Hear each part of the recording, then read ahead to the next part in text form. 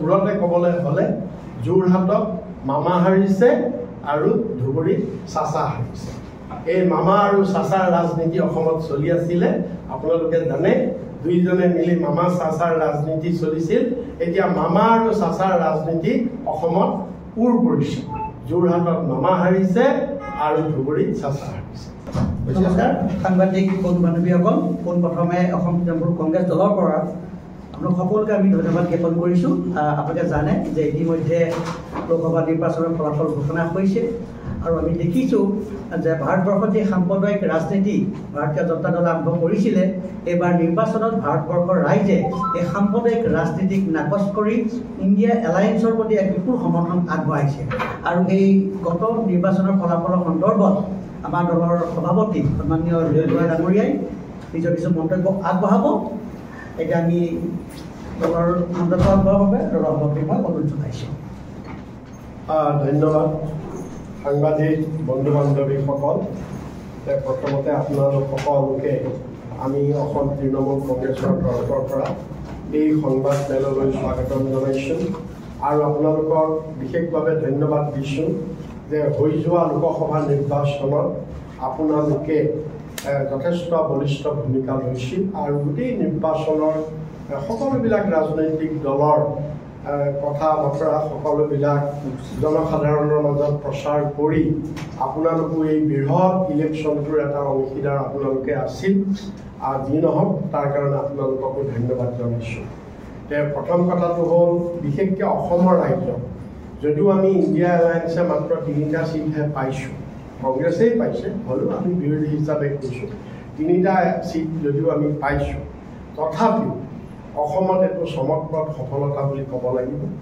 আৰু অসমৰ ৰাইজক আমি ধন্যবাদ জনাইছোঁ আৰু লগতে অসম তৃণমূল কংগ্ৰেছৰ তৰফৰ পৰা ভাৰতবৰ্ষৰ ৰাইজকো আৰু পশ্চিমবংগৰ ৰাইজকো আমি ধন্যবাদ জনাইছোঁ।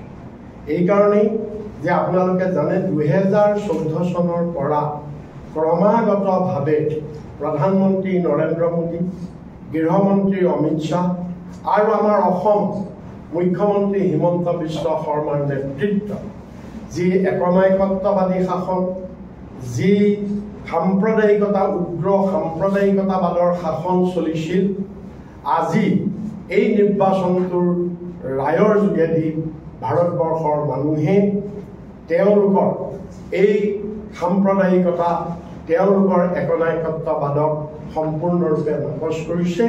এইটো আমাৰ দেশৰ গণতন্ত্ৰৰ বাবে এটা অতি শুভ লক্ষণ। তাৰ কাৰণে আমি ভাৰতবৰ্ষৰ ৰাইজক আৰু অসমৰ ৰাইজক ধন্যবাদ জনাইছোঁ।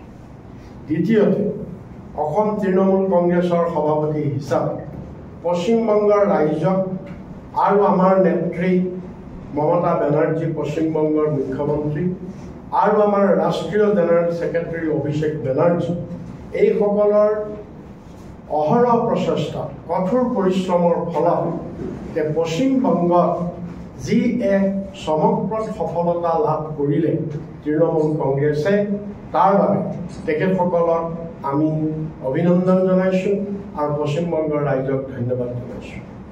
পশ্চিমবংগৰ এইবাৰৰ নিৰ্বাচন গোটেই ভাৰতবৰ্ষৰ ৰাজনৈতিক ইতিহাসত এটা অতি গুৰুত্বপূৰ্ণ কথা এইকাৰণে যে 2021 মমতা বেনাৰ্জী ডাঙৰীয়ানীয়ে তৃতীয়বাৰৰ বাবে বিজেপিৰ বিৰুদ্ধে বৃহৎ সাফল্য 210খন আসন লাভ কৰি যি বৃহৎ সাফল্য লাভ কৰিছে, য'ত বিজেপিৰ প্ৰতিশ্ৰুতি আছিল যে 200খন আসন তেওঁলোকে বেংগলত দখল কৰিব।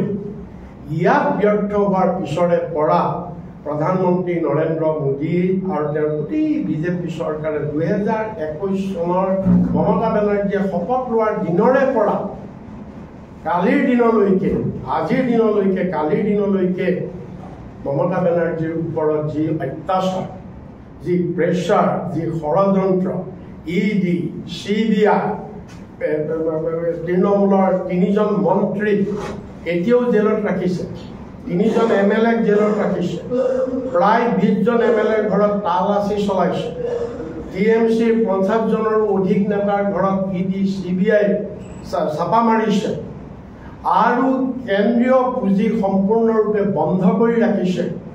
পশ্চিমবংগত এনৰেগাৰ পইচা হওক, প্ৰধানমন্ত্ৰী আৱাস যোজনাৰ পইচা হওক, জল জীৱন মিছনৰ পইচা হওক, যে এই চেণ্ট্ৰেল স্কিমৰ কেন্দ্ৰৰ পৰা পশ্চিমবংগই পাবলগীয়া পইচা বন্ধ কৰি ৰাখিছে, যে ইমানখিনি তেওঁলোকৰ ওপৰত প্ৰেছাৰ টেকটিক্স অন্যায় অত্যাচাৰ কৰাৰ পিছত সন্দেশখালীৰ নিচিনা ঠাইত এটা মিছা ঘটনাৰ অৱতাৰণা কৰি গোটেই ভাৰতবৰ্ষত এটা পৰিৱেশ সৃষ্টি কৰিছিলে মিডিয়াৰ শিৰোনামা।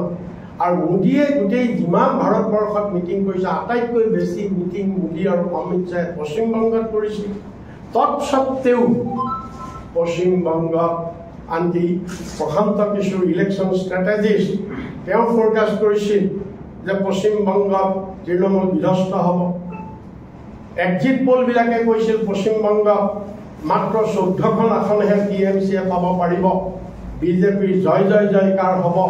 কিন্তু এই গোটেই কথাবিলাক নস্বাত কৰি যে যি 29খন আসন 42খন আসনৰ ভিতৰত পূৰ্বৰ সকলো অভিলেখ, যোৱাবাৰ মাত্ৰ 22খন আসন পাইছিল, তাৰ বিপৰীতে যে 29খন আসন তৃণমূল কংগ্ৰেছে দখল কৰিবলৈ সক্ষম হৈছে, এইটোৱে প্ৰমাণ কৰিছে যে মমতা বেনাৰ্জীৰ নেতৃত্ব আৰু পশ্চিমবংগৰ ৰাইজৰ তেওঁৰ ওপৰত থকা আস্থা আৰু ৰাইজে এই যে বিজেপিৰ উগ্ৰ সাম্প্ৰদায়িকতা বা একনায়কত্ব বা অন্যায় এইবিলাকৰ বিৰুদ্ধে পশ্চিমবংগৰ ৰাইজে ভোট দিছে।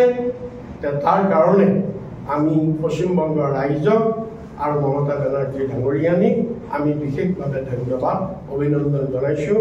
আৰু অভিষেক বেনাৰ্জী ডাঙৰীয়াক তেওঁৰ নেতৃত্বত গোটেই সংগঠনটো চলিছিল, গতিকে তেওঁকো আমি ধন্যবাদ জনাইছোঁ।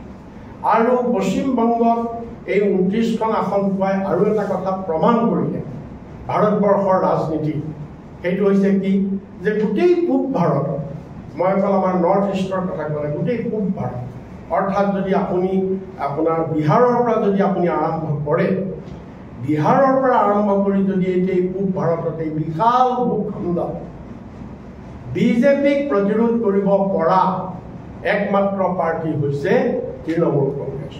তৃণমূলেই হৈছে আটাইতকৈ শক্তিশালী পাৰ্টি ইয়াত, য'ত 210জন তৃণমূলৰ MLA আছে, য'ত 29জন এতিয়া লোকসভাৰ MP হৈছে।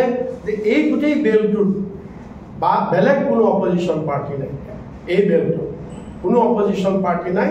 যি আছে অতি নগণ্য, খুব কম শক্তিশালী।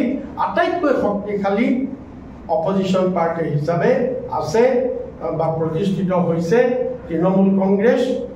সেইকাৰণে আমি মমতা বেনাৰ্জী ডাঙৰীয়ানীক আমি ধন্যবাদ দিছোঁ। আৰু এই গোটেই আমাৰ ইষ্টাৰ্ণ বেল্টত, ভাৰতবৰ্ষৰ ইষ্টাৰ্ণ বেল্টত তৃণমূল কংগ্ৰেছেই হৈছে এটা পাৰ্টি য'ত ভাৰতবৰ্ষৰ বিজেপিক প্ৰতিৰোধ কৰিব পৰা নেতা নেত্ৰীসকলৰ ভিতৰত অন্যতম নেত্ৰী হিচাপে আমাৰ বুলি কয় মমতা বেনাৰ্জী প্ৰতিষ্ঠিত হৈছে। আৰু 4 নম্বৰ কথাটো হৈছে যে পশ্চিমবংগত তেখেতে 29খন আসন পোৱাৰ পিছত ভাৰতবৰ্ষৰ ৰাজনীতিত তেখেতে এইটো প্ৰতিপন্ন কৰিছে যে বিৰোধী ইণ্ডিয়া এলায়েন্সৰ বিৰোধী ৰাজনৈতিক দলত তেওঁই হৈছে দ্বিতীয় সৰ্ববৃহৎ দল। প্ৰথম সৰ্ববৃহৎ দল হিচাপে কংগ্ৰেছ প্ৰতিগণিত হৈছে, আৰু কংগ্ৰেছৰ পিছত ছেকেণ্ড দল হিচাপে সমাজবাদী পাৰ্টি পৰিগণিত হৈছে উত্তৰ প্ৰদেশৰ, আৰু তৃতীয় বৃহৎ দল হিচাপে তৃণমূল কংগ্ৰেছে নিজক প্ৰতিষ্ঠিত কৰিব পাৰিছে। এইটো এটা আমাৰ তৃণমূলৰ কাৰণে এটা আমাৰ কাৰণে এটা অতি গৌৰৱৰ বিষয়। আমি তাৰ কাৰণেও তেখেতসকলক ধন্যবাদ জনাইছোঁ। আৰু এতিয়া আৰু দুটা কথা কৈ মই শেষ কৰিছোঁ। সেইটো হৈছে ৰাইজক এতিয়াও চূড়ান্ত হোৱা নাই। যিটো দেখা গৈছে ইণ্ডিয়া এলায়েন্সে হয়তো চৰকাৰ কৰিব পাৰিবও পাৰে, মই সেইটো বিষয়ে নকওঁ, সেইটো এটা নেশ্যনেল লেভেলৰ কথা। কিন্তু আজিৰ তাৰিখত যে NDA যিহেতু বিজেপিয়ে নিজাববীয়াকৈ চৰকাৰ গঠন কৰিব পৰাৰ সংখ্যাগৰিষ্ঠতা বিজেপিয়ে নিজাববীয়াকৈ লাভ কৰিব নোৱাৰিলে, মেজিক নাম্বাৰ তেওঁলোকে নিজাববীয়াকৈ লাভ কৰিব নোৱাৰিলে, 272 বিজেপিয়ে নিজাববীয়াকৈ পাব নোৱাৰিলে। গতিকে এতিয়া প্ৰধানমন্ত্ৰী নৰেন্দ্ৰ মোদী বিজেপিয়ে অন্য ঘটক দলৰ ওপৰত নিৰ্ভৰশীল হৈ চৰকাৰ গঠন কৰিব লাগিব। কিন্তু এই চৰকাৰ যদি মোদীৰ নেতৃত্বত গঠন হয়, বিজেপিৰ নেতৃত্বত যদি গঠন হয়, মই আজি এটা ৰাজনৈতিক ভৱিষ্যতবাণী কৰিছোঁ, অনাগত দিনত এই চৰকাৰ অতি অস্থায়ী চৰকাৰ। এই চৰকাৰ অতি অস্থায়ী চৰকাৰ হ'ব। যিকোনো মুহূৰ্তত এই চৰকাৰৰ অনাগত দিনত পতন ঘটিব পাৰে।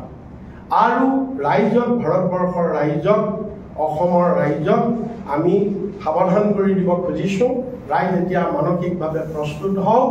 আৰু অধিক মূল্য বৃদ্ধি এতিয়া হ'ব। যে এতিয়া যি মূল্য বৃদ্ধি হৈ আছে, এই মূল্য বৃদ্ধিতকৈ আৰু 10 গুণ 20 গুণ অধিক মূল্য বৃদ্ধি হ'ব। গতিকে ৰাইজে আৰু বেয়া দিনৰ বাবে ৰাইজ প্ৰস্তুত হ'ব লাগিব। ৰাইজে মানসিকভাৱে আৰু সকলো পিনৰ পৰা আমি ৰাইজক প্ৰস্তুত হ'বলৈ আমি আহ্বান জনাইছোঁ। আৰু এইটোত চৰকাৰ কেন্দ্ৰত যোনে কৰে এইটো বেলেগ কথা, কিন্তু আমাৰ সংগ্ৰাম, আমাৰ যুঁজ যদিও আগৰ পৰা চলি আছিলে, আজিৰ তাৰিখৰ পৰা আৰু শক্তিশালী বিৰোধীৰ যুঁজ হ'ব। যে অনাগত দিনত সম্পূৰ্ণৰূপে বিজেপিক উৎখাত কৰি, এই দেশৰ পৰা সম্পূৰ্ণৰূপে বিজেপিক উৎখাত কৰি যাতে এক ধৰ্মনিৰপেক্ষ আৰু গণতান্ত্ৰিক চৰকাৰ যাতে প্ৰতিষ্ঠা কৰিব পাৰোঁ। আৰু ৰাইজৰ এই দুখ দুৰ্দশাৰ পৰা বিজেপিৰ যি পুঁজিবাদী নীতিৰ যোগেদি ৰাইজে যি যন্ত্ৰণা ভুগিছে, দুখ দুৰ্দশা ভুগিছে, এইবিলাকৰ পৰা যাতে ভাৰতবৰ্ষৰ ৰাইজক আমি মুক্ত কৰিব পাৰোঁ, সেই দিনৰ কাৰণে আমি সকলো বিৰোধী দল একত্ৰিতভাৱে আমি যুঁজিবৰ কাৰণে আমি সংকল্পবদ্ধ হৈছোঁ। আৰু এই ক্ষেত্ৰত সংবাদ মাধ্যমৰো আমি সকলো সহযোগিতা কামনা কৰিছোঁ।